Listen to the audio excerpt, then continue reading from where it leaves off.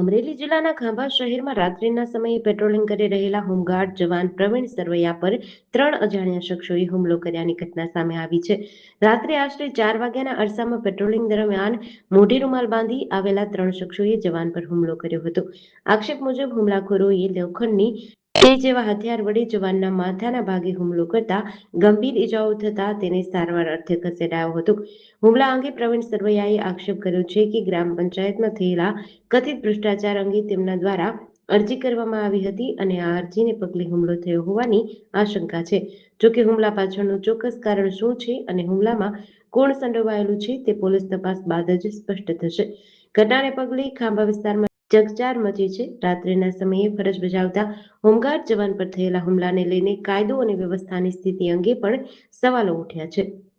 પણ ભારતની અંદર દલિતોની માટી બેઠી હોય એવું લાગે છે. આ સરકારની અંદર દલિતોને માર ખાવા સિવાય બીજું કોઈ વાત જ નથી. હવે હદ થઈ ગઈ છે, સમજે. હવે આપણે આંખ લાલ નહીં કરશું તો આ લોકો આપણને બહુ હેરાન કરે છે, પરેશાન કરે છે. હવે આપણે કોઈ પણ રીતે આનો એવો ફાઇટ આપવી પડશે કે એની છઠ્ઠીઓનો ધાવણ નીકળી જાય, સમજે. એવી ફાઇટ આપવાની છે. આપણે કઈ કમ નથી દલિતો, બરાબર. હવે એને ચોખ્ખો સંદેશો છે મારો કે હવે દલિતોને છંછોડવાનું બંધ કરો, નહીતર પછી હવે અમે કઈ આમ જો ટીલા તાણી બેઠા નથી. અમારા બાપ દાદાનો ઇતિહાસ જોવો તમે, બરાબર. પ્રેમથી સમજી જાઓ તો સારું છે, નહીતર પછી હવે કેસરિયાને બદલે અમારે ન કરવાનું કરવું પડશે. જય ભીમ, નમો બુદ્ધાય. હું અમરેલીથી દીપક ઝાલા.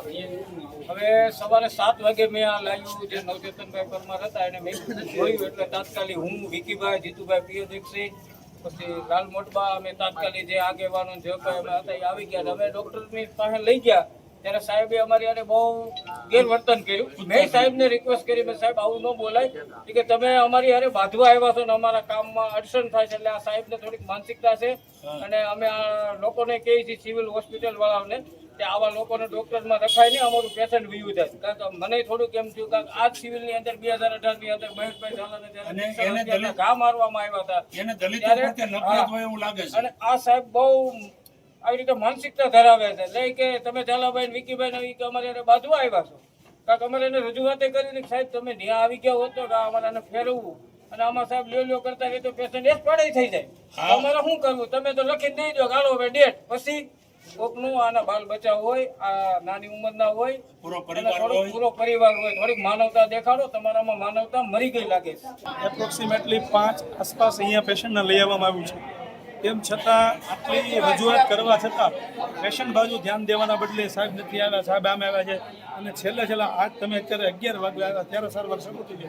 તેમ છતાં સામાજિક અગ્રણીઓ છે, જે પ્રેસ મીડિયાના મિત્રો છે, એ પણ એમ કહે છે કે પેશન્ટને તમે સારવાર કરો તો ડૉક્ટરો અમને પોતાનો સ્વ બચાવ કરે છે કે તમે અમને ઇન્ટરફિયર કરો છો, કામમાં ડિસ્ટર્બ કરો છો, આમ કરીને પોતાનો બચાવ રજૂ કરે છે. ખરા અર્થમાં આ લોકો અહીંયા સામાજિક અગ્રણીઓ વહેલીસર આવી ગયા છે અને એમને આટલી ગંભીર ઇજાઓ થઈ છે. પગના ભાગમાં ફ્રેક્ચર છે, બંને પગમાં, માથાના ભાગમાં ઇજાઓ છે, આંગળીઓમાં છે.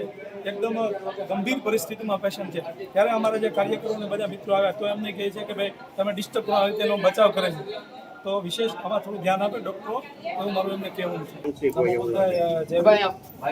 વહેલી સવારમાં આ ઘટના ઘટી અને સમથિંગ 5:30-6 વાગે પેશન્ટને લઈ આવ્યા. અહીંના અમારા સામાજિક અગ્રણી એવા દીપકભાઈ ઝાલા અને બધા મિત્રો અહીંયા આવી ગયેલા સમયસર અને એમણે જે રજૂઆતો કરી એમને ધારદાર રજૂઆત કર્યા પછી તો એમણે પેશન્ટને સંભાળ્યું અને સંભાળતાની સાથે પહેલાં સારવાર કરવાને બદલે એ પોતે પોતાનો સ્વ બચાવ કરતા હતા. અને સ્વ બચાવમાં જેમ કોઈ રાજકીય આગેવાન કેમ ડિબેટ કરતા હોય એમાં ડૉક્ટર સાહેબ છે ડિબેટ કરતા હતા કે તમે અમને કામમાં વિઘ્ન ડાળો છો, તમે ફરજમાં રૂકાવટ કરો છો. આવા કાયદાકીય શબ્દો વાપરી અને પોતે પ્રેશર ઊભું કરતા હોય એવો માહોલ બનાવતા હતા.